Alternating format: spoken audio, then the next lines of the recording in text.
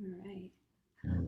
Welcome to the AFOG roundtable discussion on refusal of surveillance technology, part one. I'm Deirdre Mulligan. I'm one of the co-chairs of the Algorithmic Fairness and Opacity Working Group here at UC Berkeley School of Information that I run with Associate Professor Jenna Burrell. And we are delighted to have with us today a terrific lineup of speakers to continue a conversation that we started at our Refusal conference last fall, where we dug into the idea of rejecting or refusing technology, which so often the whole idea of resistance runs against this grain of the celebrated role of technology as akin to progress, as akin to innovation, and at times even akin to the concept of liberty itself. And we really have been interested in focusing on the recent refusals and resistance of technology, the way in which it's opening up this solution space about like what does it mean to have a more just world with technology? Is it just tinkering around the edges, or is it creating larger questions and addressing those larger questions of where technology has a role and where it does not for the reasons of justice? And today we're really looking to explore the resistance to facial recognition technology and to understand what's happening in the current moment and how it aligns with kind of different shifting narratives about how we frame the goals of kind of a just use of technology. And to support that ongoing conversation, we have this terrific lineup of speakers.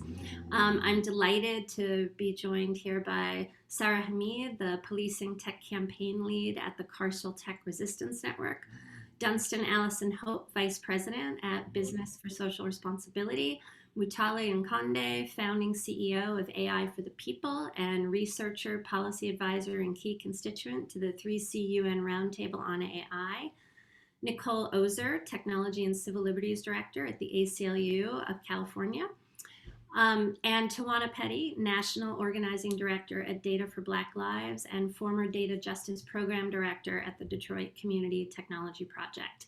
I'm sure those of you in the audience know what an incredible group of people this is. They've been working on this issue from all these different angles, doing incredibly important work, and I'm just delighted to bring them to you today. And we are going to start with some opening remarks by each of our panelists, and then we're going to open into a kind of freewheeling conversation. I would invite you to please put comments in our Q&A, and we really are going to spend the bulk of our time today discussing together and with the broader community we've assembled. And with that, I'm delighted to turn it over to Tawana Petty. Thank you so much for having me. I'm excited to be back with you all. I'm joining you from Detroit, Michigan, an 80+% Black city that is currently under pretty much every form of mass surveillance that you can think of, from face recognition to Project Greenlight mass surveillance program to cell phone tracking to drone technology, surveillance helicopters, surveillance traffic cameras, etc. And my organizing, particularly around surveillance, I'm just going to go back about 5 years. And I'm going to do it in under 5 minutes. So I was a part of our Data Bodies, which is a 3-city participatory research project that looked at the ways that governments and law enforcement institutions leverage data of community members to make decisions about their lives. And so it started off as a research project and now is more of an initiative that does political education, teach-ins, et cetera.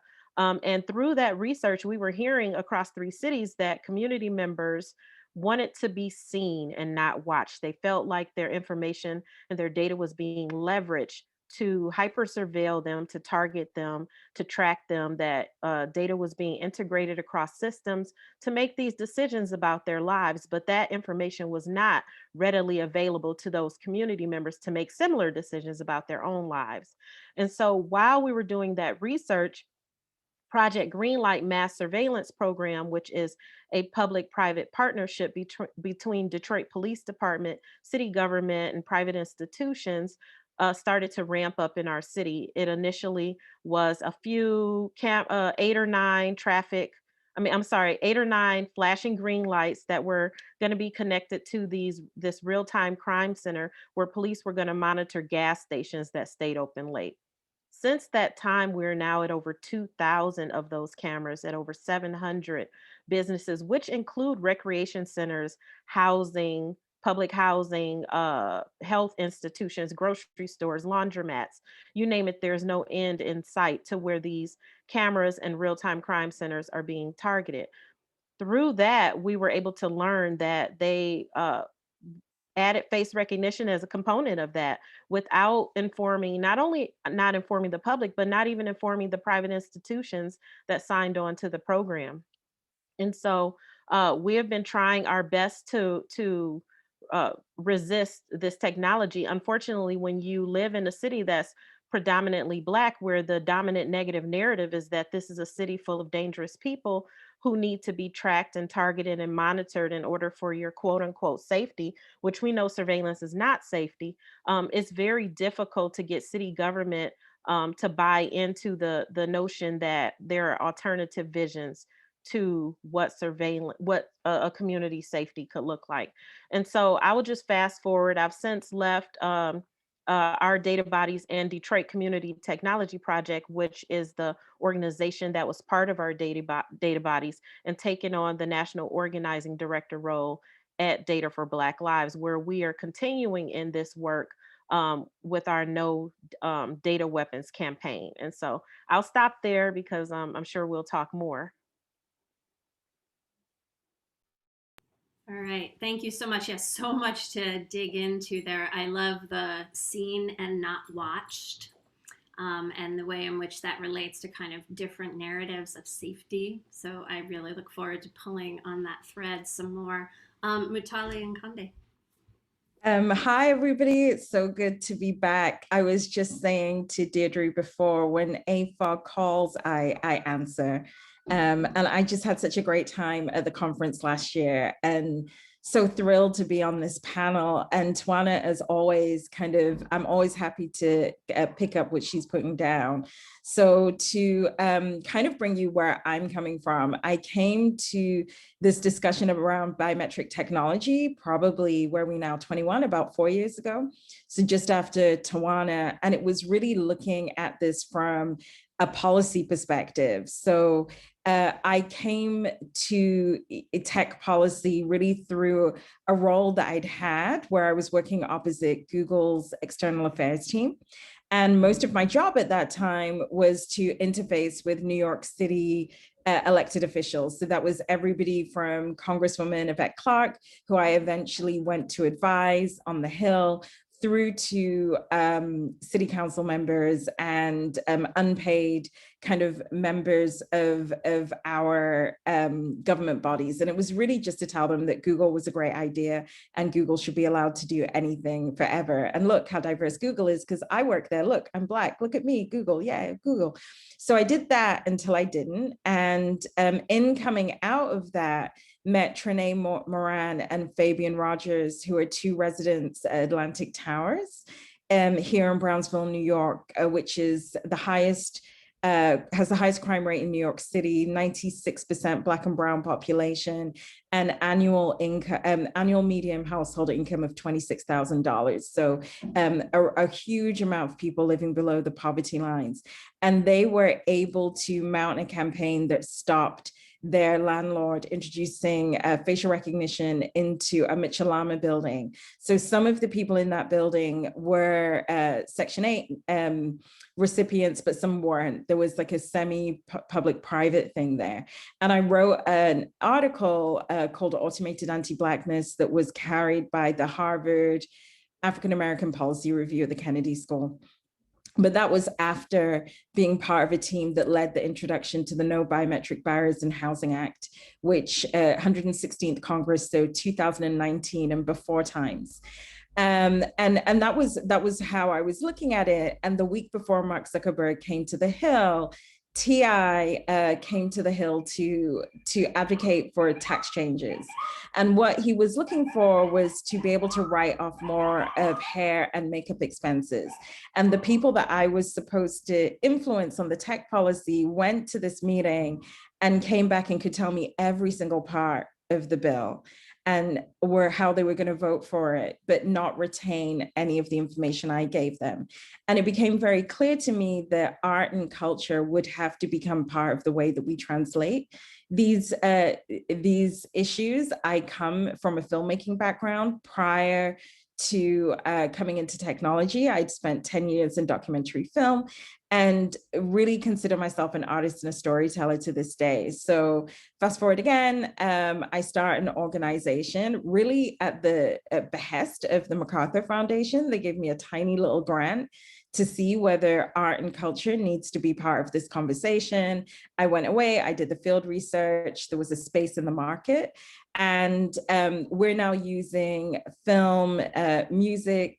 I'd love to discuss a new partnership we have using augmented reality to help people imagine this world beyond technology, but rather than just technology, really help people imagine a world beyond policing. And the kind of taking away of technology is part of that vision. So I'm looking forward to speaking about how kind of Afrofuturism has become a major part of our work and how we're using art and culture to do that. Thank you. That's terrific. I can't wait to hear more about that. And thinking about kind of the role of speculative design, Afrofuturism, to help people envision alternatives, right? I think that it's so easy for us to get stuck in the day-to-day and only view fixes kind of as around the margins. And I think that is exactly the sort of power that art and culture bring to our world. Okay, so next up, I believe we have Nikki. Hi, everybody. And Zoe, I'll just give a quick intro. So I'm Nicole Ozer from the ACLU. I just wanted to start my remarks today by showing you a short video that I dug up from the ACLU archives that will hopefully just give us a little bit of context for the fact that there have been really important movements for decades from many communities to push back aggressively for a very long time against surveillance tech, including face surveillance. So Zoe, let's roll this minute. Our ads of the last few weeks, different from what you usually see, have tried to raise questions we feel are extremely important. As the first generation of the technological society, we have been acted upon by forces of such power that few, if any of us, can understand.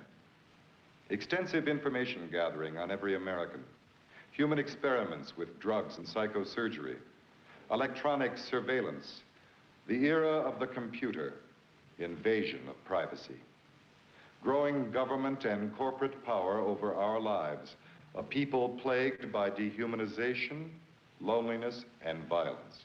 Dramatic? Perhaps. But we are losing control of our technology and our lives. Not so long ago, people in a similar situation did not awaken to the forces around them. Are we so unwise as to do the same? So that is from the ACLU archives in the mid-1970s. And to me, it's just striking how so on point some of it is. And for good reason. You know, history has shown us time and time again that the government and corporations really align to use their power to prop up the status quo, to perpetuate discrimination and inequality, and really to undermine social justice movements.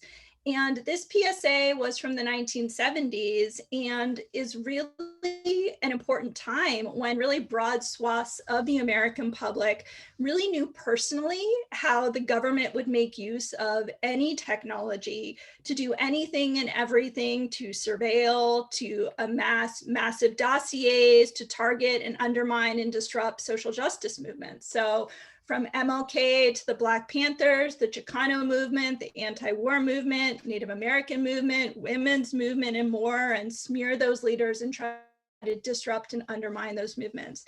And so there really was a deep understanding across social movements of the power and the danger of technology as prime for abuse, and really an intersectional movement and moment at that time to try to make sure that dangerous surveillance technology stayed out of the hands of domestic agencies.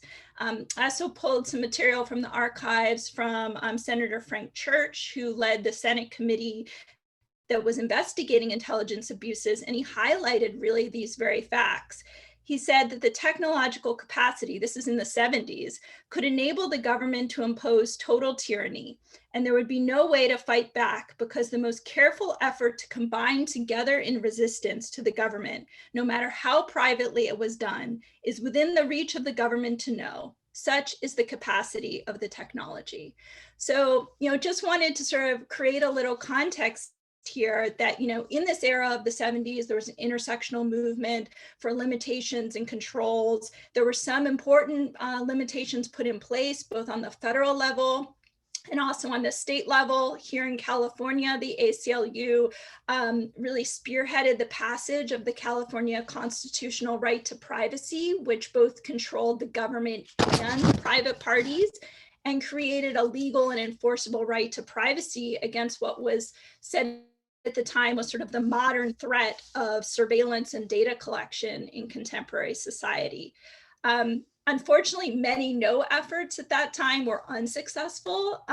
The ACLU actually unequivocally opposed wiretapping in the mid-1970s, said that any legislation or efforts to allow wiretapping would be unequivocally opposed. And some of those no positions still exist to this day. But again, many of these protections were swept away sort of with a single swoop in 9/11. There were still a lot of important no efforts in the early 2000s, stopping the use of radio frequency identification technology in all of our driver's licenses so that we couldn't be scanned from a distance at protests, and also on face surveillance. 2000, 2001, 2003, 2004, stopping face surveillance in airports and various efforts that really sort of set us up for the work that we're doing now. But to me, it's just striking what we were seeing and saying and knowing in the 1970s. The year that I was born in 1975 is really where we are again in terms of, even more powerful technology, really being used to target activists in Black and Brown communities. The more that's changed, the more it stayed the same. And that is what sort of underlies the positions of the ACLU. They've been the positions since the 70s. They've been the positions now. No on face surveillance, no on surveillance infrastructure that targets communities and activists, and is really what animated our work against face surveillance in these last few years. There's a complete through line there. The question is, what has made some of these efforts successful and what has made them not as successful? And I think that there are some real factors there, and really most importantly in my mind from the work that I've done is how intersectional have those campaigns been? How connected in real social justice movements have those efforts been? And I'm excited to sort of talk more about that. Yeah, that's, I think, such an important thing to center in this conversation. Chris Regan's kind of classic book on legislating privacy in particular basically says that privacy qua privacy is not a winner because it's not grounded in kind of specific kinds of harms to real people in real contexts. And I think that kind of speaks to the power of intersectional work and the power of situating conversations around privacy and rights generally in the real concrete harms that are happening to people. So I'm looking forward to picking up on that. Dunstan, please. Thank you, Deirdre, and thank you for the invitation to speak. So I'm with an organization called BSR, Business for Social Responsibility. We are a nonprofit organization, but we spend most of our time working with companies. So it's a bit of a hybrid mix there, being both mission-oriented and working with companies. And we work with companies across a range of different industries, across a range of different human rights topics. Most of my time is spent with technology companies, and I'm going to share some perspectives based on that experience. So one of the things that we often do at BSR is help technology companies with sales due diligence. In other words, what should they not be selling? Who should they not be selling to? Or if they do make a sale, what types of mitigations, such as acceptable use policies and service terms, should they put in place? Now, our role at BSR is typically to be involved in the overall decision-making framework. So we tend not to be involved at the level of individual sales deals with particular customers, but rather what's the overall decision-making framework that should apply. And I should emphasize that what we do today is far from standard practice. And what we're involved in is helping those inside the company that are seeking to make progress here, put in place new frameworks and new processes and make them a success.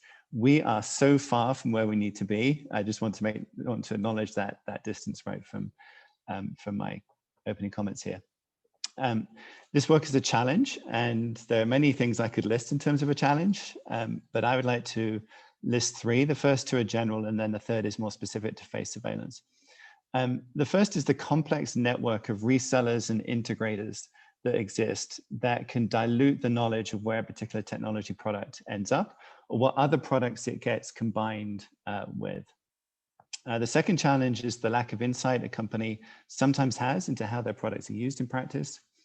And then third, on face surveillance, the fact that a company can be involved in lots of other elements of the overall face surveillance technology system without actually selling face recognition itself.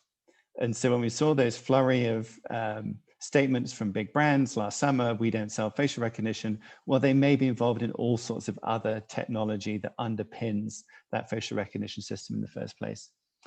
And that really is my final comment here, which is, I think the ultimate challenge I see is what I call the substitutability problem.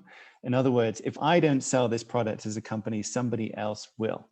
And for me, that just demonstrates the limits of a voluntary approach. You can't rely on companies making responsible sales decisions. We absolutely need laws and regulations that prevent sales happening in the first place. I always think if, say, Google, Microsoft, IBM, Amazon, if they refuse to sell facial recognition or what have you, and somebody else steps in and does the same thing, what difference have we made?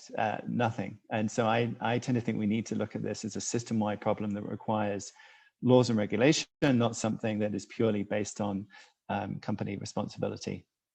I think the other ethical challenge that's on my mind are the sort of narrow use cases that might have, on the face of it, a positive purpose. And so a company can say, you know, we're making this sale to achieve X, Y, and Z. You know, who can argue with this? And what we end up doing is normalizing a technology and increasing the social license that exists around it. And that for me is also a dilemma, that you can have this sort of, we're going to achieve all of these great benefits, and many of them might be true, and many of them might be very worthwhile and rights respecting and important to protecting rights. But if at the same time we're also normalizing a technology and changing the narrative as to how it gets used in other places, that's a challenge. Anyway, that's my perspective from working with companies and looking forward to the discussion. Yeah, I'm really looking forward to pulling on several of those threads. That issue of kind of normalizing, I think, is so important, as I think we've all had this experience ourselves, and helping us think about that. Sarah, so delighted to have you with us. Please. Thank you for having me, and thank you for this invitation. I've never been able to be on a panel with Tawana before, but she's kind of a hero of mine, so this is a huge honor for me. So I wanted to take my few minutes to talk a little bit about why we all come into this work and kind of how those solidarities get forged. I think it's fair to say, unless I'm really misreading the room, that we all take a prohibitionist approach towards facial recognition technology. We all recognize that this is fraught, and this is something that we need to refuse or resist or ban. But I wanted to spend some time talking about some differences that might arise despite that point of solidarity. And I wanted to then spend some time introducing CTRN's work in that context, and finally bring it back to the Portland fight against facial recognition technology. So I think there's three kind of clusters that I've witnessed in these coalitional spaces that animate concerns around facial recognition technology. The first is concerns about the authoritarian potentials of this technology. And it's not a possibility that we're concerned with, it's the fact that we're seeing, like we're witnessing the authoritarian potential in real time, as in other parts of the world, the technology gets deployed to enact genocide effectively, right? And so it reminds me of that moment right before COVID really hit the United States, and we saw those videos on Twitter of those hospitals in Lombardy, and we just had this like anxiety, like this is what's coming. I feel like a lot of our anxiety around facial recognition technology is that this is what's coming moment, but just a longer duration, that tension. So there's a concern about freedom, there's a concern about what happens when we're not able to move in public or private spaces because of this technology. There's a second cluster of concerns, which is largely epistemological. It has to do with one of two things. It has to do with a concern that facial recognition technology has animated what's long been dormant sciences, and it's reanimated them and revivified them. So we talk about like neophrenology, for instance. So this idea of things that we had recognized as being extremely problematic has now been reanimated and is enacted in the world. And then there's a second concern about the fact that the technology itself isn't like, it's biased. There's problems with it. There's problems in the data sets and things like that, right? There's a third cluster of political motivation, and that's where CTRN positions ourselves. So we begin with the premise that in an imperialist state with a white supremacist and a settler colonial inheritance, the category of work that we call policing is a category of violence. And consequently, the tools and techniques deployed by the police and the carceral state are also tools of violence. So it becomes very easy for us to take a prohibitionist stance against facial recognition technology, because we're witness to the violence that this technology enacts against not just the people who are mistaken by the technology, but people who are targeted by the technology, whether you're a sex worker or you're undocumented or you're somebody who's simply being targeted by the carceral state. And so facial recognition technology for us and how we entered into the conversation in Portland was an artifact of this violence work that was being done against communities that are vulnerable already. But we weren't the only ones. The fight that came together and succeeded in September of last year was wide, and it was coalitional, and there was a huge number of voices that endorsed the prohibition. There were people who were coming at it, like for instance, Care Oregon spoke because of the Muslim community in Portland's long history of police supervision after 9/11. There were people from the Business Bureau who spoke up in favor of the prohibition because they were concerned about how the disparate impacts of the technology were going to affect their customers. There were civil libertarian groups that spoke up because they were concerned about, obviously, the authoritarian creep of the technology. What was interesting was many of those groups were able to speak up against the state ban, but they were hesitant to speak up against the private ban because there is a concern there about a tension where if civil liberties is what animates your perspective, you're not going to be able to put that prohibition on private use. So those kinds of tensions, whether or not people agreed on other issues, it fascinatingly came together around facial recognition technology. And that wide coalition was what allowed that prohibition to occur in Portland. But those solidarities don't necessarily sustain in other domains, even other instances of technologies that are fraught. And so one of the things that I've been thinking about recently is about the exceptionalism around facial recognition technology and how we're very excited about the coalitional possibility of solidarities. But what happens if that's the only one? If we can't come together and have that same solidarity around content moderation and policing, for instance. And so, yeah, I'm really excited to hear about the rest of this discussion. And yeah, thanks again for having me. Thank you so much, Sarah, particularly for ending us on that question of, is this like a one-off deal, right? Or how do we kind of build and use the sort of coalition that you were able to participate in and bring together in Portland around this particular technology in other areas? And I think that having worked as an advocate for many years, like the shifting nature of coalitions and the sometimes really limited lifespan of them, right? Like they come together and then they seem to dissipate as quick as they arose, I think is super important. And thinking about like what are the infrastructures necessary. And I think I'm going to turn it back to you first, Sarah, just to ask about, we can think about infrastructure in lots of different ways, right? Having the funding base, having the connections among people, having the working groups, having, like what they're, but this question of like infrastructure and its relationship to epistemology that I think you put front and center is really important.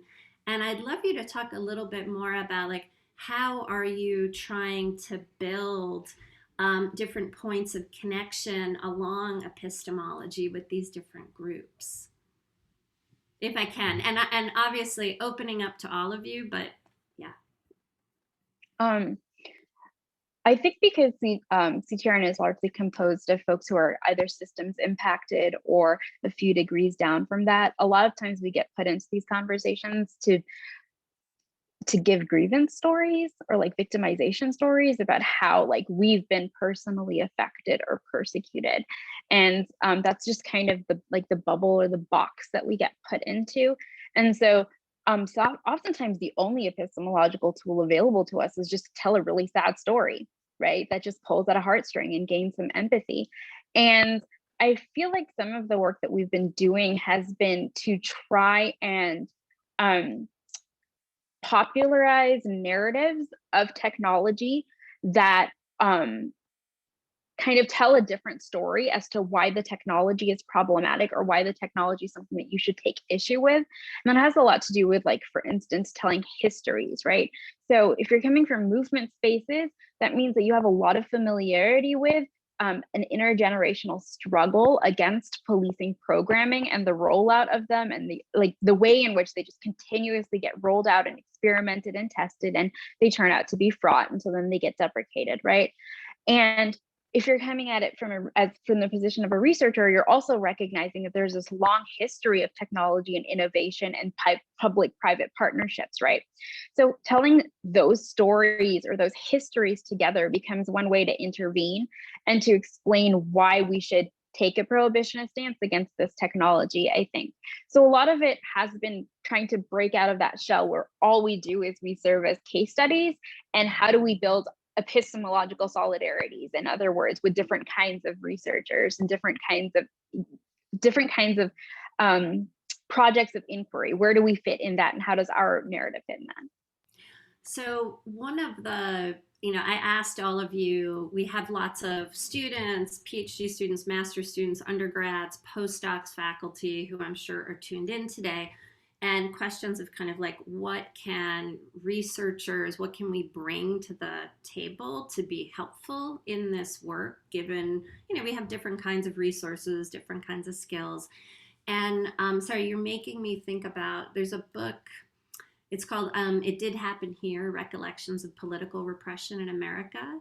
And I remember, I think it was Mari Matsuda. I took a class in law school. For those of you who are lawyers, so much of law school is like, what's the holding, right? And you read these cases with these totally atrocious fact patterns. And then everybody's like, oh, what's the holding? Like the facts, you're not supposed to really be paying attention to the really traumatic experiences that happen. And the beauty of this class was that it told the stories, like it brought the story together with the litigation and like put the whole thing in social and political context to try to help build, I think, a different way of orientation towards the law and towards like the arc of justice. And I'm wondering, is there this, because Mutale, you've been talking about also kind of the importance of narrative. I'd just love to hear some more about, what are the ways in which we could be helping to build those connections to help people see the arc, not these like one-off bits, but this arc. And obviously there are scholars who are doing this sort of work, but connecting it to that narrative and to the, Yeah, sure. And just to kind of reiterate Sarah's point as well, I can help illuminate that. So in our work, we're very clearly a communications agency. We are not a movement group. We kind of add power to movement by helping them shape narratives using different types of tools, but also the expertise that we have in terms of painting pictures in really short periods of time. And to Sarah's point, one of the things that we found that we're finding, we're doing a big project in New York State at the moment. And one of the big projects that we found was this kind of trauma pornification of impacted groups. And so I was really passionate with AI for the People to actually hire some of the people that had been subjects of films or subjects of studies to lead our community in engagement work. And where we found researchers to be really helpful is as we're building out our own research department, our own in-house research, we do what we call action research. So for the facial recognition project, which is actually a much wider project around biometrics, kind of a similar approach to the one that Tawana described, data for Black Lives, we don't like facial recognition, but any type of biometric data, and that could be anything as simple as fingerprinting. We also don't like the way DNA is used in evidence, right? And as we were building out this project, we kind of realized that our colleagues in the policing world, what we didn't like and what they had been working on was this idea that modern policing has no place in an anti-racist world, right? So then we were able to take the research that we do, the projects that we have. We'd worked on a film with Amnesty International, which was a 5-minute kind of short film that showed 2 case studies in New York, because in our setting, talking about algorithms, talking about the fact that the technology doesn't work, and talking about privacy were not motivating factors for action. And we were seeing this in some of the ethnographic work that we were doing, but going back solely into this is what happens when this when this impacts you became really effective. So we took our film to folks that are doing work around policing, really doing work around defund across the state, and are now developing this partnership where we'll help you understand the technology, and then we want to just add this technological analysis to the work that's already being done. So really paying homage that we're not bringing anything new, we're not bringing anything fantastical. This is just the next iteration of, this is just another policing tool in the same way a baton is a policing tool. And where we connected with the Academy was we've just commissioned a study, for example, to find out what people in New York think about policing, because there was a really, really interesting YouGov YouTube poll that was taken last June that found that 50% of Black people June 2020 did not agree with the defund message. And as we were going around community boards and other community groups here in New York, using our community researchers to do that work, people who are most often subjects, we found that in like police what are they called? We call them community boards, but they have like law and order type committees. I can't remember their names. Black people were coming back again and again and again and saying that they wanted more cameras because they felt unsafe in their communities, saying that they wanted more listening devices because they felt that they were in these high crime areas. And if the listening device could detect a gun, we want more of that. But we found that when we went in with the film, that kind of just softened people. And then going back to the point that Sarah made, because we're working with people that have been deep in this work for generations, this is multi-generational work, they also had deep credibility and connection to the communities that we were in. And then even beyond that, because we were Black, because what's happened is that there is this whole layer, and I found this in coalition spaces, which I don't always engage in, to be honest, that there is this whole layer of like really well-funded, white like super orgs that will come in and they will save us and they will save our privacy, yet in the polling we don't even understand what privacy, like if you're a Black person, you've never had privacy, why suddenly are you coming to save something that we have never been afforded and we have never experienced? But there are these other narratives of racialized harm, of false arrest that we recognize. I live in New York City. The story of the exonerated 5 is a real story to us, right? There are other things of not being able to get into your apartment building. Housing advocates, who are also another group of advocates that we work with around biometrics, have this really keen understanding once they've seen the film that housing insecurity could be linked to facial recognition, which is also linked to gentrification, and really creating this wider story where technology is a part, but it's not front and center. And it's coming to them from people that they recognize from their own communities. And in doing that work, it's moving the subjects further away from the sub story. And they now become the information gatherers. We're writing policy, and I don't want to take up all the space, but there is a particular policy that we're just really reshaping through that type of community involvement and community story too. Yeah, so there was so much in there. I am going to invite Tawana and Nikki to comment and kind of build on some of this.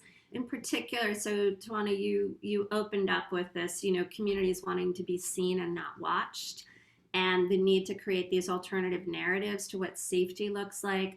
I think all of us who worked in this area are familiar with they got a camera, so we need a camera.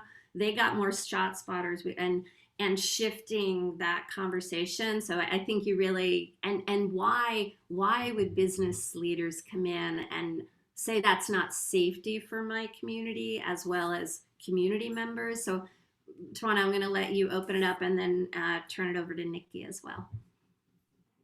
Yeah, well, it's been tremendously difficult to get some of the same wins in Detroit that are happening across the globe.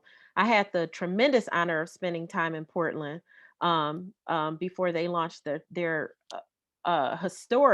historic public-private ban on face recognition, and I've had some incredible conversations with Hector over the last couple of years, and I'm just tremendously grateful to Sarah and Hector's work. But one of the conversations that we've consistently had, and I had with many people across the globe who are doing this work, is that a predominantly Black city is a particular situation, and narrative has done such a horrendous, dehumanizing job on those communities that sometimes quite often we internalize the promises of agencies like law enforcement and government institutions to deliver safety for us, and we don't get to have dialogues about what quality of life is and what could really create safety in our communities, because the only hope that we have in the failed perspective of the American dream is that government will somehow deliver this safe haven for us, even though they're enacting policies consistently to dehumanize, disenfranchise, and target us. And so when I first started this work, I would show up at Border Police Commissioner meetings in the community, and I would be attacked for, what are you doing talking about our police? We don't need to take money from their program. We need to give them more money. We don't need to remove surveillance. We need to give them more surveillance. What are you talking about? But the political education piece is tremendously important, because if you have a propaganda machine, and I've done so much research on the propaganda machine that has been leveraged against Detroit for the last half century, once you've lived under that propaganda machine, you have to counter that narrative consistently, because it's a well-funded machine. And so I part of the strategy is going back consistently every week, multiple times a week, to city government meetings, to city council meetings, to charter commission meetings. And so what we've been able to do, even through the pandemic, is continue that dialogue of educating the public about what's real and what's not real. And ultimately, we were able to come together with many organizations and community members to develop what's called the Detroiters Bill of Rights, which would, if we're successful, it would amend the city's charter to ban face recognition. It would create truly affordable housing, truly affordable water, and so many things that address quality of life issues in the community, and thereby reducing crime so that we're not always reacting to these inhumane policies. But the narrative piece, the research piece is so tremendously important. I finally like to lift up, and there are many, many books out there, but one of the ones that really truly connected with me, actually two, Race After Technology, Dr. Ruha Benjamin's, but also Dr. Simone Brown's book, when she talks about the 18th century lantern laws and how if you were a Black person not in the presence of a white person, you had to carry a lit lantern in front of your face so that white community members could feel safe, right? Well, that's what Project Greenlight Mass Surveillance Program in Detroit is. It is the green flashing lights that tell prospective new demographics to the city that this is an area that we're going to watch for your safety, not for the safety of the community that's there. It means that we're going to contain this community and keep them from harming you, because we're in a process of gentrification, and we want to ensure that community members who don't like Detroit as it is can feel safe to come and invest here. And so we have to have a really deep dialogue about anti-Black racism. And that is a conversation that is just not had as frequently enough, even in spaces where we're in coalition and trying to get rid of systems that are dehumanizing us. Thank you for all of that, Tawana. And I, in particular, like the showing up, right? You know, like the level of like consistent engagement that your work speaks to as, you know, like required to kind of change the political conversation, to change like the landscape of solutions. What does safety mean? What is like quality of life mean in a community? You know, like Sarah has already, but like I've been in awe of kind of the tenacity and just like routineness of your presence and work in this area. And I, you know, like finding a million more Tawanas seems like a really important part of this, like building people up and supporting them. Nikki. Yeah, absolutely. I mean, these are the most heavily resourced powers in the country. I mean, these are police, and these are the most powerful companies in the country and in the world. And, you know, when Mutale and Tawana were talking, you know, it brought me back to, you know, I came to the ACLU in December of 2004. It was sort of right after the years when at the start, sort of $1 billion started coming down to the local communities for surveillance infrastructure. And one of the very first projects that I worked on starting in January 2005, and for, I mean, really since almost continuously, but in January 2005, then Mayor Newsom of San Francisco had gone to Chicago, had seen what Chicago was doing with surveillance, and came back and announced he was going to start a pilot program. We all know what that means, of surveillance cameras in San Francisco. And these cameras were all being put in Black communities, in predominantly Black and Brown communities. And it was an effort, a very long-term effort together, particularly with community leaders. There were cameras being put right across from Black community centers.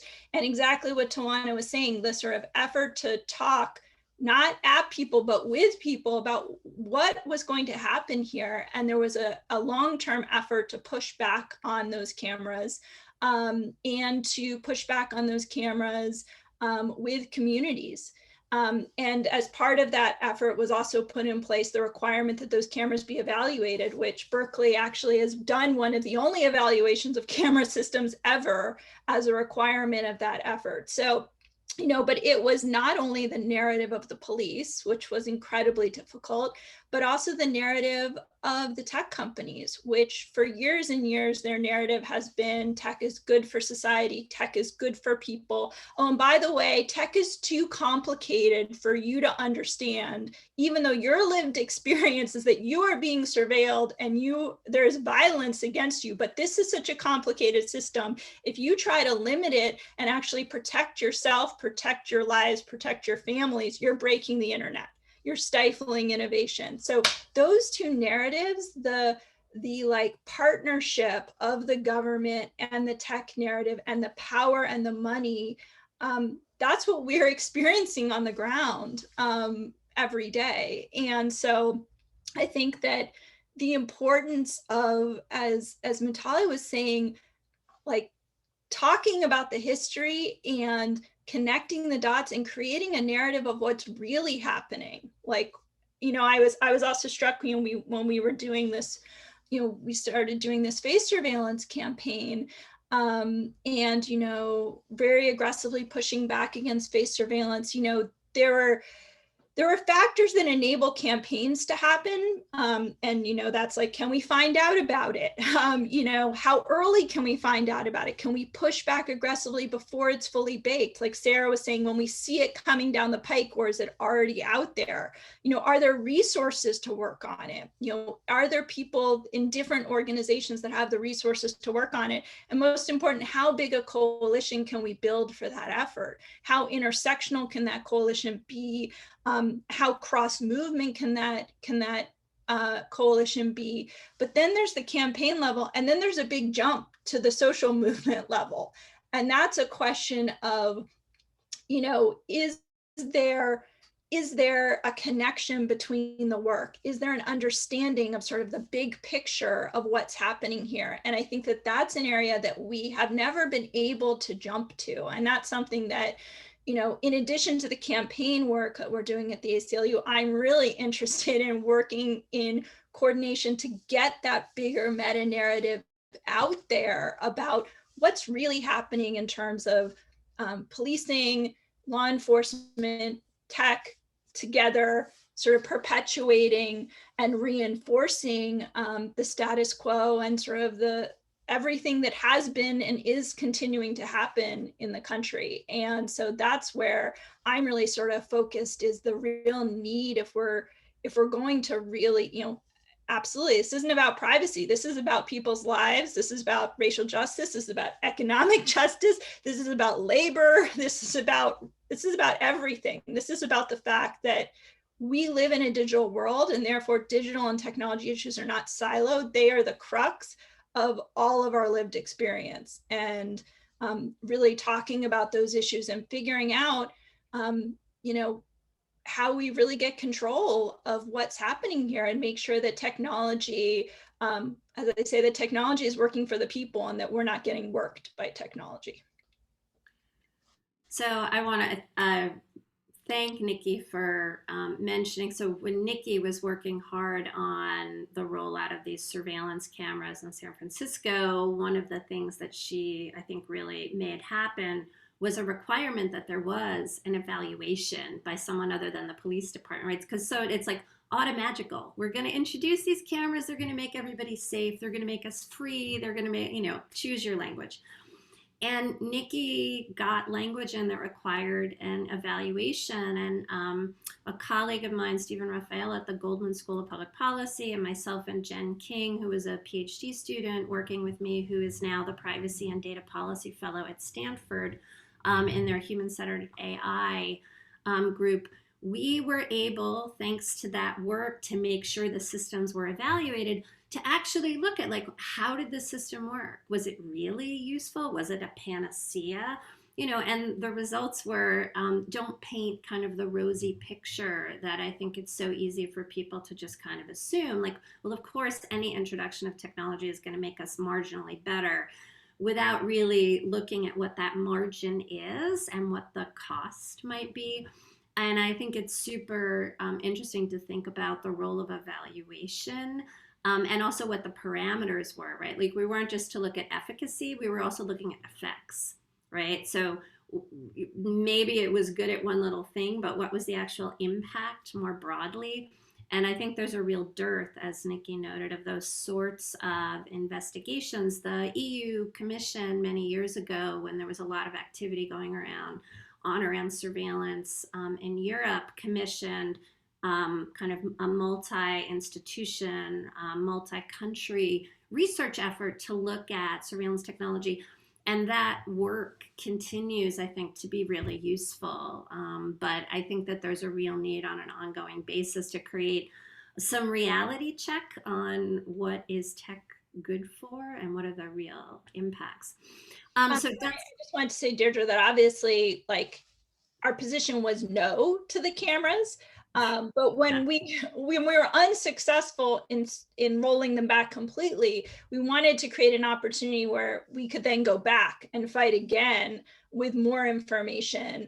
And so it was an effort to keep the fight alive with having more information, and then that evaluation showing that, look, everything we said at the beginning, that, you know, these were incredibly intrusive, very ineffective, we're going to be used against Black and brown people, we're not going to make people safer.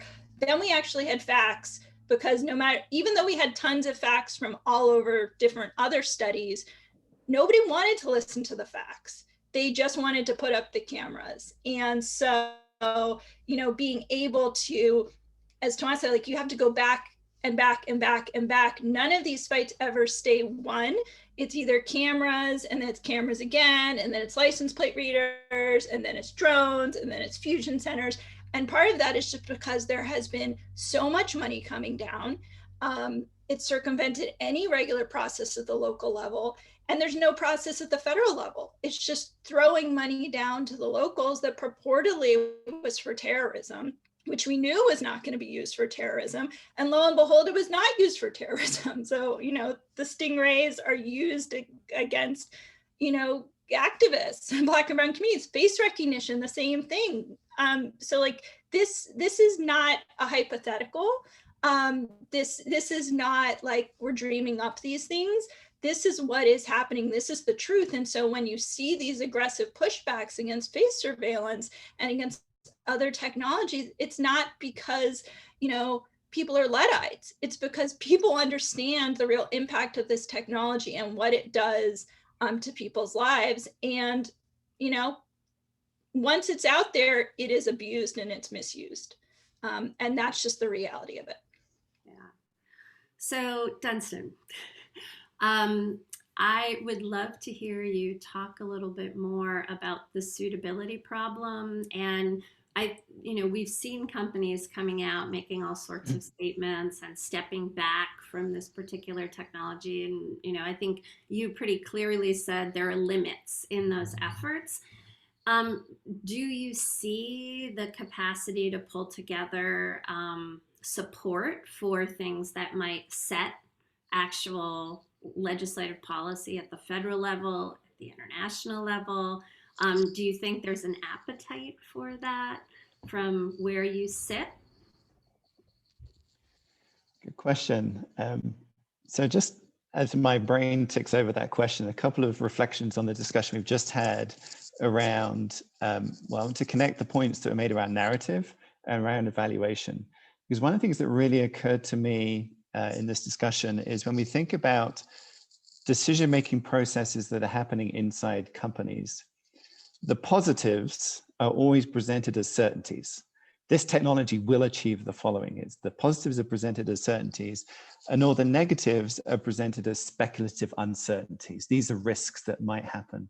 And that contrast is a very difficult culture to sort of overcome. How do we overcome a culture where the negative impacts are seen as uncertain and the positive impacts are seen as certain? In terms of an appetite for a coalition or a proactive voice, I guess, inside companies, it's a good one. So maybe a little bit of personal history. So I got into this field about 25 years ago in the mid 1990s because I was a human rights activist, I was an environmental activist, and I wanted to create change. And I thought business has a lot of power, a lot of money, a lot of influence. I want to work inside business to create change inside business. And it's very much focused on sort of change from the inside. And over time, I've realized the limits of that, right? There are all sorts of systemic challenges, the way capitalism works, the way innovation works, right? There's limits to what you can achieve working inside companies, and the only way to address challenges is through more system-wide approaches. The optimist in me thinks that we are moving towards a world where companies do recognize their role in a broader system, and that they have a responsibility to speak out about rights respecting laws and regulations and policies that relate to how their technologies are used. And it should be in their interest because of the substitutability problem, right? If we don't sell this, somebody else should. Somebody else will, sorry, not should, somebody else will. That should be an incentive, actually fairly proactive public policy position taking, that we would like these regulations to exist, because if we hold to ourselves to that voluntarily, somebody else is going to step in. I'd be an optimist if I said that was going to happen anytime soon, and that is why I think we need activism, we need social movements, we need campaigns, we need a lot more than relying on voluntary action by companies. So we've seen please, Mutale, go ahead. I was just going to add to both kind of what Dunstan and Nicole had said earlier, and why we had to switch our strategy away from campaigns and towards supporting movements, because we felt that there were so many campaigns specifically around banning facial recognition, but the movements themselves, those with history, we're not always connecting with the campaigns, right? So you would have a group that identifies itself as like a tech whatever group doing the work that housing activists have been doing, or doing the work that children's rights activists have been doing for generations. And where this is quite a new approach, because AI for the People is really young. We're a year old. We launched with a campaign that was really, really successful, and then have been using that in our narrative change work, which we have a 5-year cycle. So even that initial campaign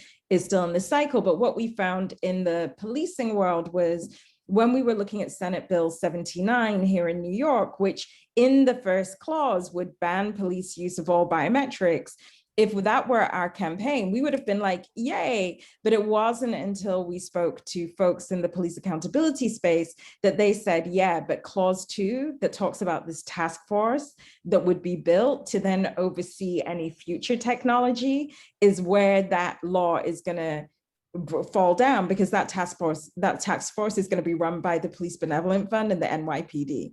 We would not have had that knowledge, and we would not have had that insight if we didn't have people who are more radical than we are, who have more time in the game than we do, and who had more credibility with community than we have, to then be able to go back and say we were working directly with the author of the bill to then go back and say, look, we need to have some other meetings, and these are the people that we're bringing into the meeting, and this is why it has to be changed. And after we saw that, that's when I realized that from an AI for the People perspective, technology is our entry point, but we're supporting the system. It's the underlying system that it supports that is always going to be our target. And we had to then redo all our budgeting, because none of us have, my son came home and told me that today's trumpet day. That's why I went off camera, because I was like, trumpet, are you kidding me? Like, today you have to play a trumpet? Okay.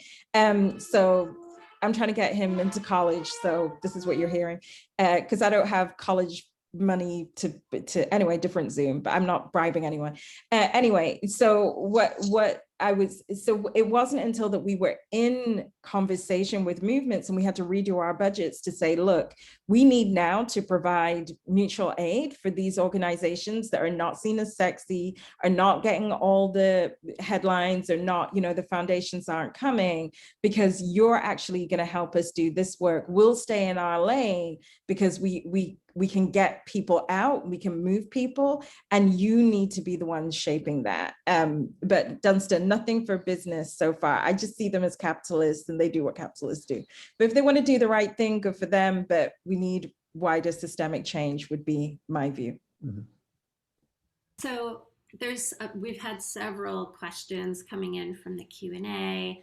One important one that I think connects to this question about a movement for legislation is the question of what would it look like if it was to be effective, right?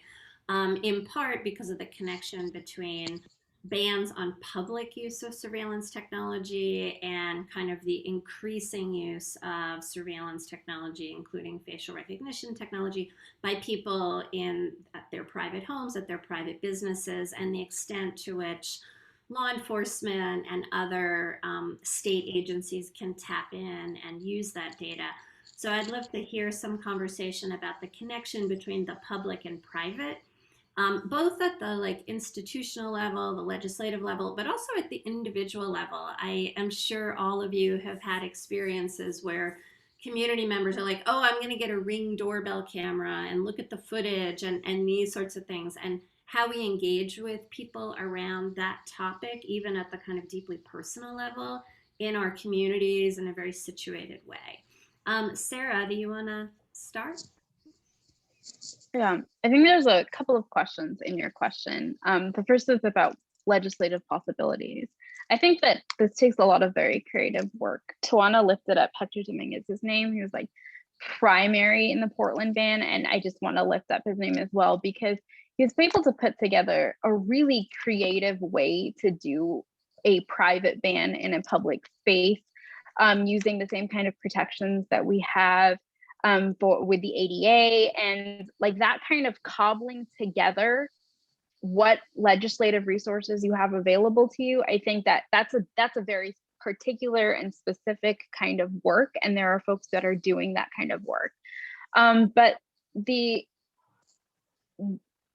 there's a concern that we have that taking the legislative approach to prohibitions and bans, and it's kind of highlighted in your second question, there's a profound limitation to that because there's only so much that you can do with legislative bans, right? And it's not just because there is this we have such a massive proliferation of private uses of these technologies, but because the theory of the legislative ban, right, how it's understanding the technology is that it wants to put a limitation on a particular use case, right?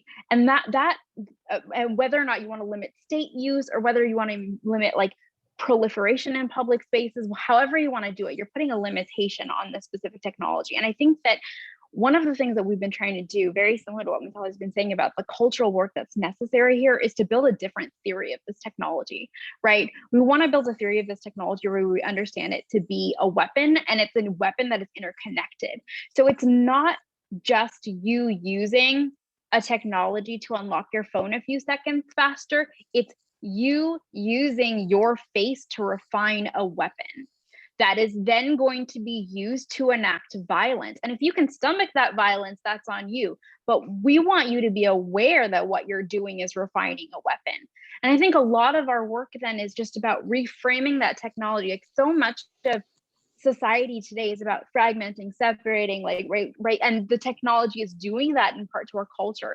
But we want to build those connections, right? Recently, there was this big controversy around Muslim Pro, which is an app that Muslims use to determine what time they get to pray. And there was like location data that was mined from that and sold to the DoD. And I think that the most heartbreaking conversation I had around that particular incident was that a lot of people were like, what that data was being used for was to refine like algorithmic weapons that could then get deployed to kill my family members in other parts of the world. That's the connection we want to draw. These are networked, interconnected. So there's never an individual instance. So there's never a case in which you get to isolate it in your own space, use this tool without it also being connected to the violent consequences. Yeah, Sarah, that was really powerful. And I don't know about you, but I find it very, very difficult to help people conceptually understand the ways in which the work that's being offloaded to them, right? Clicking on the little CAPTCHA images, using their face to open their phone, are actually feeding into this system that may have these consequences that I think they are really concerned about, but they don't, of course, people want to be able to have the benefits, the convenience, the et cetera in the moment, and centering the systemic risk is a super, super hard work, I find. Tawana? Ooh, I'm still, I had to tweet out Sarah just then. I'm still kind of that comment. But yeah, I mean, one of the examples under the Detroiters Bill of Rights as an example is the transit. I want to pull in what Mutale said and address what Sarah said. That's why the disability rights portion of the charter was written by that community. The housing rights portion was written by folks on the ground who have suffered not only losing their homes, but the advocates who have been working for generations in that work. Water affordability portion was written by water rights activists and impacted residents, et cetera, et cetera. And I took the charge, part of the charge on the surveillance aspect, because every time I go to use the bathroom, there's a drone outside my window. But that's neither here nor there. But another part of that that collective of work is the transit folks. They don't want to be surveilled when they're riding the bus. They don't want to be standing waiting on a bus and have their faces scanned and put into the database. Unfortunately for us, any person in the state of Michigan who's taken a state ID or a driver's license since 1999 is in the face recognition database. We didn't know that until a little over a year ago, because why bother telling the community that you're going to get a driver's license or a state ID and they're going to weaponize it against you? And so, excuse me, that's why the work around how data is leveraged has to have a lens that thinks about the ways these systems are going to weaponize these things that we feel are harmless. I mean, I could get into the whole idea and concept of us having to have the driver's license in the first place and insurance and all that stuff. That's another panel. However, when we go to get those things, we should not be signing our life away to surveillance and be tracked and targeted. But the way that the system operates is just with no accountability whatsoever, because they just don't bother to even talk to the community about how they're going to leverage our data. And unfortunately, we've been so beat down. I can tell you, I wake up every other day going, why am I still in this work? We've been so beat down, and there's so many struggles happening all at once, and they use every crisis as an opportunity to ramp up. We can look at the Capitol situation as an example. That knocked down several layers of the work that all of us have been doing, because everybody became an overnight slew and decided that they were going to send in images and help the government target and track people. And so I'm just going to reiterate that and Nicole said this as well, even when you have a win, you have to keep fighting. Like, even when you have a win, there's a consistent level of pursuit of victory that you have to have the mindset. And this is why Mutale and I differ a little bit on this. This is why coalition is so important to me, not because I'm going to get everybody to agree with everything that I'm saying, but because sometimes I have to tap out and have some other folks take the lead, because this work is exhausting. And I don't want us to forget to talk about that. It's very exhausting. It's emotionally draining, psychologically draining, and has an impact on our health, especially for communities who are directly impacted by these systems. And so one of the infrastructures that needs to be put in place is a strengthening of anti-racism at co-liberators who understand that our necks are on the line when we dive into this work. And so I'll just leave it there. So I do want to say, and just correct for the record, I am not anti-coalition. I am anti-coalitions that are not grounded in an anti-racist practice, because even within coalition spaces, I have an AI for the People has experienced anti-Blackness within coalition spaces within this issue. Same. If we are going to experience anti-Blackness, then we just go and build another coalition, honestly. And that's the way that it's played out. And that has been the grounding. This has to be an anti-racist, anti-sexist space of liberation of all people. Otherwise, we don't want to be in it. But that actually really dovetails to Sarah's incredible work, where from our perspective, we are really interested in combating anti-Blackness. So it's very difficult for us to make the distinction between the private and the public. Whereas we found, at least here in New York, that because of the way coalitions are made up, and some of the coalition members, they may have an absolute no-go, like we cannot be involved in anything that includes private. Whereas from our perspective, we've had to go out and find partners that agree with us that Ring doorbells are as dangerous to us as cameras on public buildings. The Citizens app, which is, I don't have it, is, as dangerous. When we go to community board meetings and we try to do some of that reframing work, and I'm forever grateful to Tawana for providing this language of surveillance isn't safety. I had not even thought about that as being a thought in my mind until I came across her. So Tawana, know that your name is raised up in New York on the regular by me and many others who have had the pleasure to follow your work. I lift y'all up as well. I just want to jump in and say that. Go ahead. Oh yeah, no, it's all up. But I am very vocal about don't join a coalition. Like I think I tweeted that out this morning, where I'm just like, just sit by yourself, and like, we're with you, but sit by yourself. We're not trying to overpower you. We're not trying to save you. We're with you. But one of the things that happened in Portland to us was when we saw that ban come down and we realized that it was private and public. And I was like, who are my family in Portland? Like, how do I meet these people? And then I had been Tawana and I are born in the same month. And so she had been in Portland, I think in the summer, and this happened in the fall. And she'd been telling me about she was like, something as big is about to go down in Portland. You're going to love it. She called me for her birthday. I called her and when it happened, it gave us so much hope and inspiration and really a blueprint, because we don't have the pleasure of making that distinction. And we're not coming at this as civil libertarians. And I always have to, even when we do sit in co-liberating spaces, I have to be really clear that I have a justice agenda. And unlike the rights community who want to apply existing laws to all people, having a justice agenda means that I may completely blanketly reject the law, right?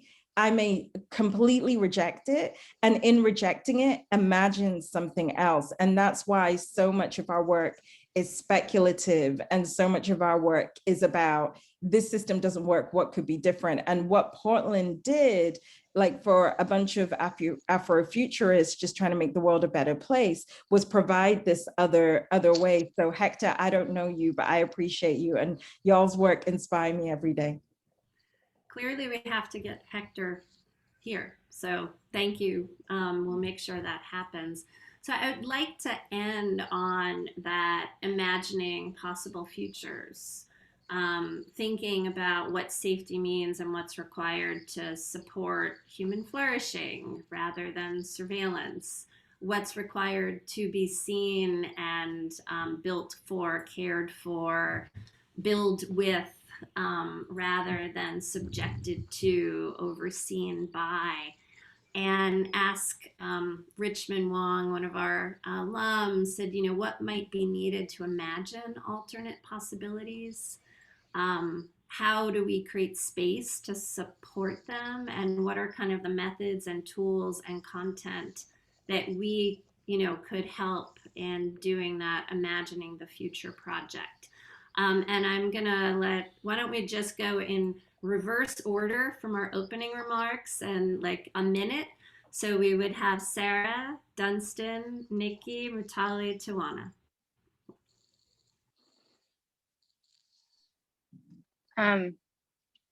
Right? I'm going to be that person and say that I wonder if the first place to start is by taking away some of the things that limit our imagination, right? So I'm going to begin by saying that we need to remove these artifacts and these practices and institutions of violence. And I think that's what creates the space for human flourishing. I don't think what we have here is a failure of imagination. I think what we have here are communities that are constantly fighting for survival, trying to fight to do things like keep your family together, right? Like this discourse of family separation that doesn't include our incarcerated family members is ridiculous, right? So fighting at that level to keep your family together, to keep people safe, to keep them alive, right? I think those kinds of human experiences and the limitations they put on our capacity for imagination, I think the place to start is to start removing those systems of violence and start removing police from our communities, start taking their tools and toys outside of our communities. And then we can see what kind of possibility for thriving and living there is. And that work of removing the police, that's going to take imaginative work. And that's going to take researchers and people committed to that work. And so let's get into that project a little bit, I think. Dunstan. Gosh, that's a great question. I was just trying to think through how to answer it. And I have a couple of very practical things that came to mind. So in a company, how do you have a conversation that's not about this quarter's sales or this particular decision, but imagines a different future? And what we've been testing is a few, we call them future scenarios, futures workshops, where we take a step back from today's decision-making and present different scenarios of the future and have discussions around, for example, if this happens, what might happen as a first order, second order, third order effect. And we found it to be a really good way of broadening the perspectives of those whose day job is very narrowly focused on a particular product. I would love to see that type of methodology used more frequently. We are trying to achieve that, but it's hard to make the case. When we've used those types of methodologies, it's worked. However, what I've just described is a methodology we've used inside companies where company people talk to company people about the product. And now we're the only outsiders in this process, which is far from satisfactory. And so I would like to see similar discussions, but with a much wider range of people participating in the conversation. I'm quite a big fan of experiential learning for those who, have a very narrow discipline. They spend their day in this particular discipline. How do they learn about a world beyond their particular discipline? And how do we provide space for those conversations? That's a big challenge inside companies because people are organized into departments with very specific, narrow performance objectives. Anyway, very practical answer to a good question. Nikki. It's a huge question. I mean, I guess I'll just give the example that, when people were protesting against Amazon's headquarters in New York, and also talking about face surveillance, a prominent tech reporter tweeted out, why the heck are they talking about face surveillance when they're talking about the headquarters? And I think just the need to really make sure that that there is a real narrative and conversation about that these aren't siloed tech issues. These are about racial justice, economic justice, immigrants' rights, disability rights, everything. And to be really working, as Mutale and Tawana were saying, it's not coming into the conversation, it's building a social movement that supports and mutually reinforces all of these efforts that are not disparate efforts. They are efforts together because, these are the most powerful forces in our society that are perpetuating oppression, perpetuating discrimination, perpetuating inequality. And so this really is a fight for social justice in the digital age, and the importance of understanding that, recognizing that, reinforcing that at every effort, and working together in a way that really supports each other. That's what I'm definitely committed to, and our team is committed to, and we want to work with anybody else to imagine the future, not just imagine the future, but to create the future that we deserve and we will have. I think leaning deep into history is a great way for showing where it has been done before, therefore it can be done again, whether that history is 100 years back, 50 years back, 10 years back. What's up, babe? Over, I think in the kitchen, sorry, 100 years back, 10 years back, or the Portland ban, right? Having something absolutely concrete has been really helpful to help us imagine what could be for the future. And then just to, Dunstan, you were in my head. Our group, when we were doing strategic planning, did a program called the Futurist Writers Room, where we took points in time and tried to project what would happen if we behaved in a certain way 5 years out, 10 years out, 20 years out, 30 years out, 50 years out. And the reason we did that was in having this speculative look at the future, we were able then to make decisions like, we're going to support movements, we're not just going to do campaigns, right? That was a new thing for us. But we also did speculative histories. So we looked at the introduction of facial recognition to sporting arenas in 2002, and how that was just a novelty thing. It was a novelty thing for a business, and where it's gone. And what if that decision had been different? Who made that decision? Who were the stakeholders? And how did that stick? And then bringing it into the future. And we have to do that practical, exercise very frequently to make sure that we're constantly building for what we want and not just against something, right? We don't want to be against facial recognition. We want to be for a future without policing, to Sarah's point. Tawana. Yeah, I consider myself a visionary resistor. So I've been a poet since I was 7 years old, and I've leveraged art to articulate a new narrative since as long as I can remember. And I will say that one example of a campaign in Detroit that we have, and I use the term campaign very loosely.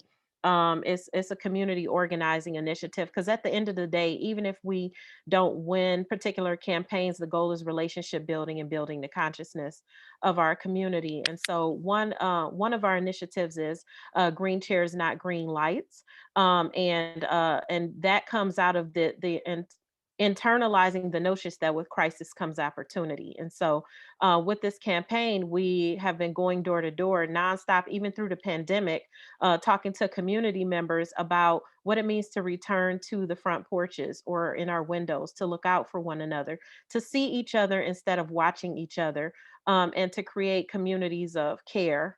And the pandemic also created an opportunity to strengthen that dialogue. And so through Green Chairs, Not Green Lights, which is a direct response to the Project Greenlight initiative, we're showing community members what safety really looks like. It means if a child is walking to school, you see them get onto the bus, or you see that they get to school. If an elderly person is coming in to their home late at night, you see that they're in their home. If you don't see your neighbor next door come out the home for a month, then there may be something wrong. You might want to check in on them. And it really is restoring the village mentality and creating a culture of care, so that we do not default to this reactionary policies of surveillance, and targeting and tracking each other and assuming the worst out of our community. And so we have to counter the fear that has been drilled into our psychology, so that we are not looking at tools outside of ourselves in order to build these fortresses that create individualism. One of my early mentors and bosses told me, you can't fight something with nothing.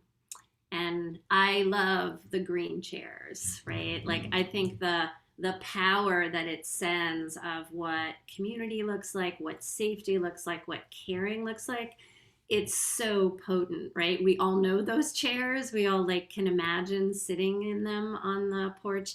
And I love the fact that it is both so concrete and has such a rich narrative of community and caring, just built into it, just seeing the chair on the porch.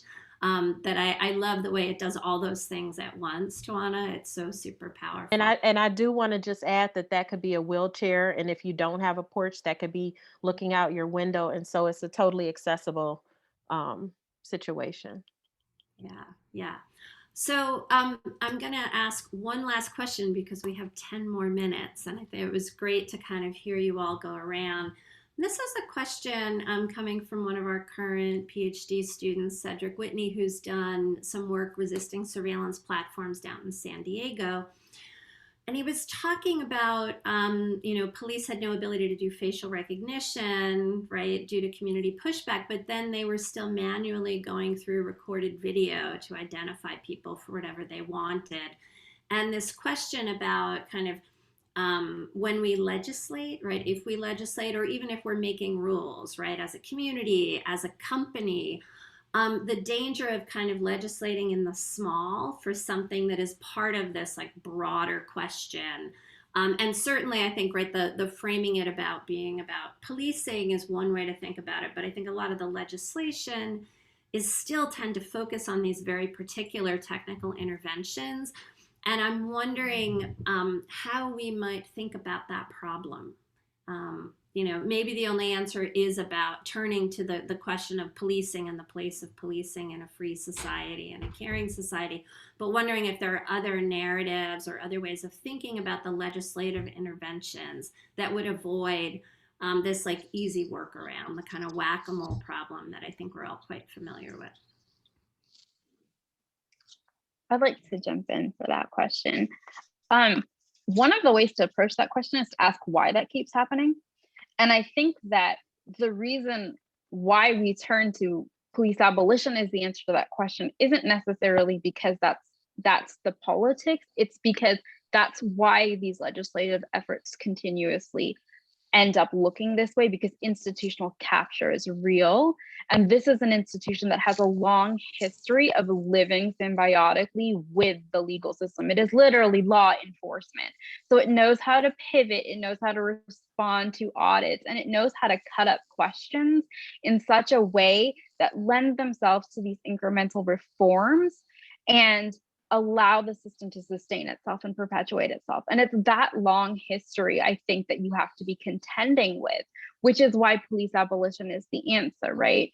The ways in which, for instance, the police set up the ways that audits occur, they give you access to particular data streams, they give you access to cop car ride-alongs, and then they get to then frame what the results of an audit are, because they're always going to be just like informatic inaccuracies, right? Like people aren't filling out the forms properly. So that's what the audit's going to tell you. And that's why this program is bad. And that's always going to lend itself to techno-solutionism, right? So who is governing your questions? Where are those questions coming from? Being very suspicious of those questions and developing a hermeneutics of suspicion towards institutional capture from carceral institutions. I think those things are the ways in which you hedge against your legislative efforts becoming whack-a-mole. Dunstan. I was just reminded of a conversation I had recently around the definition of surveillance. So again, this was a conversation inside a company. And the conversation went in the direction of surveillance is really about law enforcement. That's the only context where it's really surveillance. Other types of surveillance, so workplace surveillance is where I'm going with this, that's not the same. That's not really surveillance. And I was a bit taken back by that because it absolutely is. And of course, employers can collect all sorts of data that may be of interest and value to law enforcement. They may increasingly request and demand. But I was intrigued by this notion that surveillance is somehow limited to just a law enforcement context. And one of the other things that we've been exploring is what does cover workplace surveillance? What types of laws and regulations should apply in the workplace? And we operate at a sort of global level rather than just a US focused one.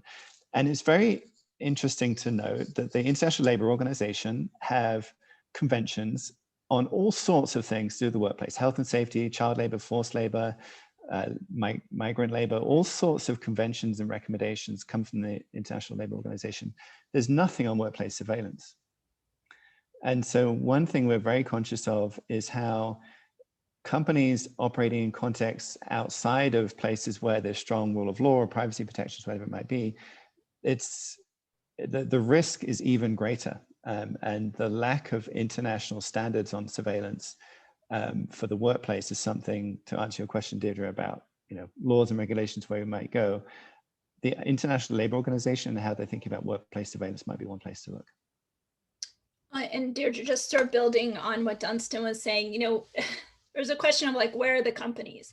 The companies are so far from where this conversation is. I mean, the companies' plans in terms of legislation, I know because I see what they draft and what they lobby for on the state level, on the federal level, totally greenlights what they do now and wants to preempt grassroots movements at the state and local level. That's where they are.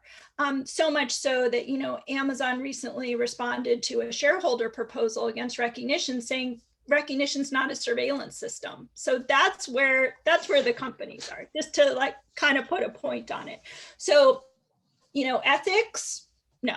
Laws, they have to be, there is a place for laws, but they have to be incredibly strong. And of course, the companies are going to lobby for whatever they can to water down whatever is introduced, which is why sort of everything we've done, at least out of California, has been a flat out ban. And also just the need to create, I completely agree with Sarah, but we like, part of our ability to fight back on something is to know it exists or to know that it's coming down the pike. And so with Recognition, we were able to find it on a website, you know, the Amazon had it up there, but the need to at least know that something is happening so that we can fight for it, against it, that we can organize against it.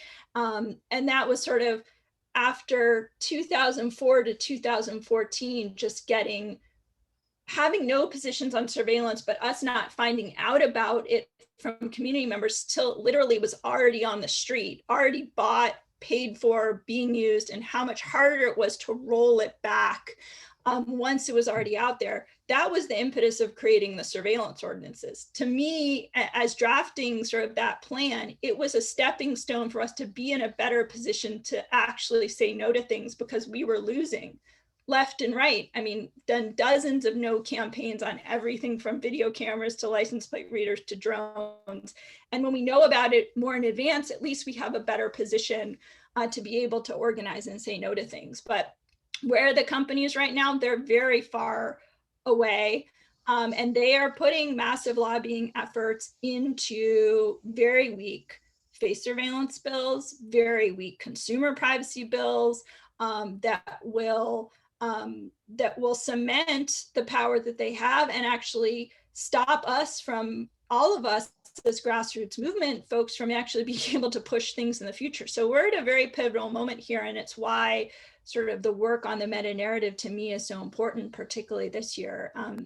These moratoriums, as limited as they are, many of them are up in the next few months. So I'm excited to work with other folks on these issues too. And I can just add really quickly, because I believe that it's all been said.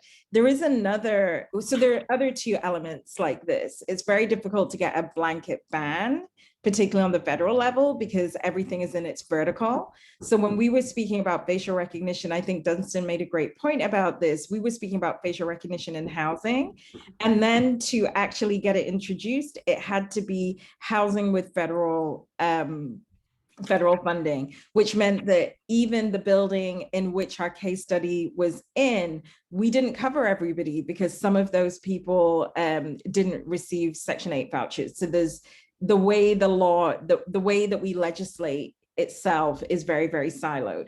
The second point about that, and this really came through working with the Innocence Project, which is one of our partners here in New York State, where they were, we were talking about some great research that Color of Change had done on the impact that law and order running for 20 years had had on attitudes of the police and their efficacy within community. And one of the things that they do in law and order a lot is use DNA testing as a way to prove, well, you definitely did it because the DNA said it. And the Innocence Project for over a decade have been trying to disprove this idea that DNA is the magic bullet. And when they saw it, when we came to them with this project, we realized that there is this wider belief amongst policymakers that if it's math and if it's science, then it's real. And so we need to kind of get to that first, that science can and should be refuted, particularly when we're using scientific determinations to make high stakes decisions about people's lives. So forget what we're fighting against the system, just the idea that the science isn't completely correct isn't something that's just held by policymakers, but by community members. Because again, I have to restate, I'm in a situation where Black community members, people that I live around, are like, no, Mutale, we definitely need more cameras because of COVID, there's been more crimes, and then the insurrection. And you're like, that sentence doesn't even make sense. What are you saying? And you realize it's just like bites that people bring up. So that would be the only thing that I would add, because if people are constantly going to think that the science is always correct, then you're going to be playing whack-a-mole, because it won't be facial recognition next time. It will be knee recognition. And there will be, like, Jeff Bezos has a recognition machine, and it can predict who is going to be a murderer in 2051, and people will buy it, I promise you. Tawana, you get the last word. I don't quite remember the question, but but I will just say that we're in a very difficult position, but we also have an awesome opportunity. This is the first time in my entire lifetime where it feels like the entire globe is standing in defense of Black lives. And so, and then we have a pandemic that has killed way too many of us, and particularly in Black communities. I personally know 19 people that died as a result to COVID, and several who have lifelong impacts because of COVID. And that has created a situation where we have no choice but to reimagine what this society looks like, how we're cared for, how we're treated. And ironically, I come from a family of law enforcement, and I am a staunch abolitionist. I do not want to wake up in a society where folks are paid to capture and trap people, and that we have normalized that as something that's humane. I think it's very important. One of the reasons why I wear to every city meeting, and I should have worn it on this panel, but I'm among like-minded folk, is my Harriet Tubman necklace, because she was told that ending slavery and removing enslaved people was something that couldn't be done, that was too contradictory, that would have such an impact on the financial future of the United States, et cetera. And had she listened to all the folks who said that it was impossible and it was dangerous and that it was something that we shouldn't take on, we'd all still be enslaved. Now, I would argue, and many have done a lot of research on the fact that that system has now been converted into mass incarceration, but I'm hopeful to the abolitionist movement that we are now moving forward towards a society that is going to wake up and see folks as fully human and won't accept law enforcement's version of how they should oversee themselves as policy, and government's inaction and how they're going to regulate certain things. And we'll just do away with a lot of these systems, because the carceral systems have not worked. They've infiltrated healthcare, as Sarah was saying, they've infiltrated our school systems, they've infiltrated our psychology, whereas even when we think about alternatives to policing in schools, we're thinking of a social working system that operates similarly to policing. And so we really do need the radical revolution of values that Dr. King asked us for over 50 years ago, where we prioritize humans over profit margins, property rights, and machines. And so I hope that we will get there. I think that we made a tremendous step forward, and that, we just have a long way to go. And we have to stay the course. We have to stay committed to the struggle. I want to thank all of you for providing the frameworks and the hope and the models of how to continue to work and build towards that future. I hope that bringing us into conversation today and bringing your voices to some of the communities that we interact with here at Berkeley will help that permeate and reach out and hopefully draw more people in. I want to thank you all so much for spending some time with us during what is a really hard time. It's both COVID and shelter in place, and the Derek Chauvin trial, which I'm sure is occupying lots of mental space, and more police brutality on a daily basis, which is painful and I think all too present in many of your lives. And I just want to thank you for being here. I also want to say that we are going to have the pleasure of having Tawana Petty with us again on Wednesday as our second speaker in our inaugural Public Interest Technology University lecture series, giving a talk Beyond the Ouch, Activating Anti-Racist in Data and Digital Spaces. And on the 26th of April, we will be hosting part 2 of this roundtable discussion on refusing surveillance tech, where we'll be bringing in Colin Bennett, Simone Brown, who's been referenced several times today, Sarah Ego, and Priscilla Regan to put some of the conversation today in some different sorts of historical context. And I hope that you all will come join that too. And again, just thank you ever so much for the work you do and for sharing your insights with us. Thank you. Thank you.